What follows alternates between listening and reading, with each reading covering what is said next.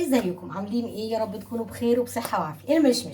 المشمش كتر جدا اليومين دول عشان خلاص قرب يمشي. كل ما يجي يعني يمشي هو او الفراوله او اي فاكهه خلاص بتخلص تكتر جدا. لما تلاقيه يكتر جدا يبقى لازم تشتري. هنعمل ايه؟ هنخزن المشمش في الفريزر او في الديب فريزر بدون ما تطبخه ولا اي حاجه، كده فريش. ان شاء الله باذن الله تحتاجيه في رمضان، تعملي منه قمر الدين وعصير فريش. يعني على الفطار تطلعي الكيس اللي انا هوريكي بيتعمل ازاي. دي حاجه مش موجوده دايما. دي برضو طريقه ستي او جدتي وامي.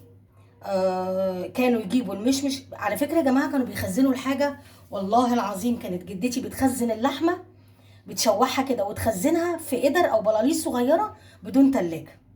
ولما جابوا التلاجة بقوا يخزنوا المشمش بدون ما يطبخوه ولا يعملوا قمر الدين. كده هنحط عليه ايه؟ حاجه بسيطه جدا. كده المشمش اهو مفتحاه. ممكن تحط عليه، ممكن تحط السكر كده اهو وتقفل وتحطه في علبه. تمام. ممكن يتعمل بالطريقه دي، انا بوريكي طريقتين. وترصي في علبه وما تضغطيش عليها جامد، تخليها مهويه وتحطيها في الفريزر، تطلعي منها بالواحده. دي طريقه. وممكن تحط سكر. يعني مثلا ده كيلو مشمش، تحط نص كوبايه سكر وعصره ليمونه وتقلبه كويس جدا وتحطه في اكياس برضو في الديب فريزر. دول طريقتين، اللي انت عايزاها اعمليها، يعني اللي انت تحبيها اعمليها. مش عايزه علبه تاخد مكان في الديب فريزر تعملي كده. اوريكي واحده كمان اهو. ادي المشمش مفتوح، احط جواه السكر بالشكل ده، مش كتير طبعا، لازم من ناحيتين، واقفل كده. هتتحط طبعا في علبه او في حاجه، او نحط سكر على المقدار كله. نص كوبايه يعني بتاع 5 معالق او 4 معالق. وعصره ليمون. بس كده. نجيب الليمونه نعصرها.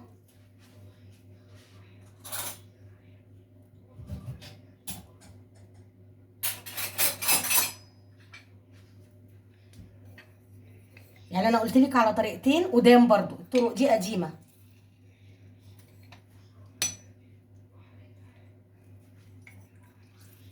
بس اهو ليمونه والسكر، وتعملي كده لغايه ما السكر يدوب في المشمش اهو. هستنى شويه يدوب واعبيه في الاكياس. هوريكم برضو، وريتك طريقه العلبه. يعني لو عايزه ما تحطيش في اكياس وتحطي في علبه، ما بتقطعيش المشمشايه وتحطي فيها السكر، او ممكن تتقطع وتغطيهم مع بعض. بس كده هيدوب شويه وارجع لكم. كده كويس قوي. هبدا اشيل في الاكياس. بتجيبي الاكياس اللي هي بتقفل، لو عندك اكياس عاديه عادي مش مشكله. ونحط المقدار اللي مثلا هتخرجيه. هتشربوا عصير النهارده مشمش طبيعي فريش، ما هوش مطبوخ.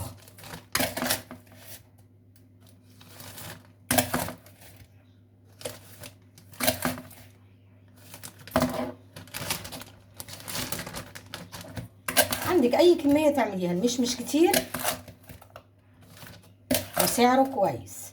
ممكن كمان نعمل من المشمش ايس كريم. واروح قافلاه اهو. اهو يا جماعه. نعمل كيس كمان. تخزين المشمش طازه. بسم الله. يعني ما تكلفش حاجه.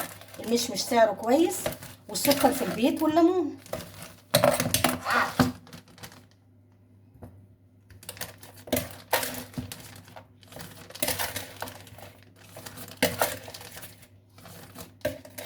ما تضغطيش قوي، يعني ما تحطيش كميه كبيره.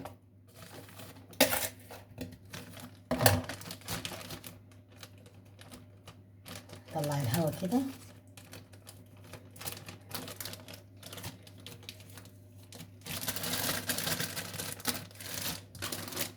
الاكياس اهي. نعمل كيس كمان.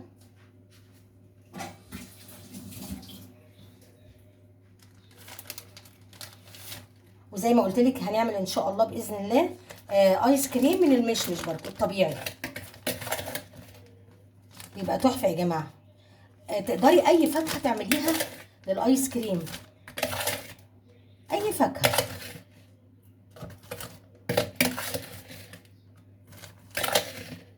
انا طبعا هخزن مش كتير، بس انا حبيت اوريكم الفيديو عشان لو هتلحقوا تشتروا، لان فعلا ما دام كتر كده في السوق يبقى هو بيمشي.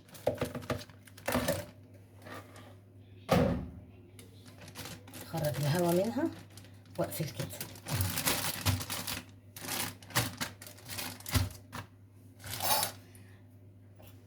طريقه سهله جدا جدا اهو يا جماعه. المشمش نزعتي منه النوى. على فكره انا ما برميش النقع، لان اعمل لكم بيه فيديو، حاجه حلوه قوي كلكم بتحبوها وقديمه برضو، حاجه قديمه من ايام جداتنا. ده هيتشال في الديب فريزر. وفي طرق تانية للقمر الدين، بس انا بسهل عليكي اللي بتشتغل واللي كده، بسهل عليكي. ما تقعديش بقى تطبخي وتعملي قمر الدين وتطلعي القمر الدين من الديب فريزر تقطعيه وتبليه. اهو هتطلعي الكيس المشمش وقت ما انت عايزه تفكيه، وبعد كده تضربيه في الخلاط بقى عصير مشمش طبيعي. تضربيه وتعصريه وتعمليه مهلبيه قمر الدين، يعني يتضرب ويتصفى كويس وينعم كويس، تحطي عليه النشا وتدوقي برده محتاج سكر او حاجه، وتعملي مهلبيه قمر الدين اللي هي المشمشيه. بدل بقى ما افك القمر الدين او اشتري قمر الدين بسعر غالي واقطعه وانقعه وارجع اعمل اهو طبيعي 100%. يا رب الفيديو يعجبكم، ما تنسوناش في اللايك والشير والسبسكرايب. دمتم بخير والقاكم في فيديو جديد.